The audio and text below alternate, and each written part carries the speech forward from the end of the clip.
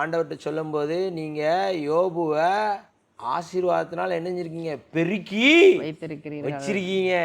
அவனை விஸ்தாரமாக்கியிருக்கீங்க. அவனை ப்ரொடெக்ஷன் கொடுத்துருக்கீங்க. அவன் உங்களை ஆராதிப்பான்ல எப்படி? உங்களை சும்மாவா அவன் விசுவாசிக்கிறான்? விருதாவாகவா அவன் உங்களை சேவிக்கிறான்? நீர் செஞ்சிருக்கீர்களா? அதனால அதை எடுத்து பாரு, உங்களை என்ன செய்ய மாட்டான்? சேவிக்க மாட்டான். அதனால தான் ஆண்டவர் நம்ம ஆண்டவர் பக்கத்தில் வந்தோடனே சில சோதனைகள்லாம் என்ன செய்வார்? வைப்பார்.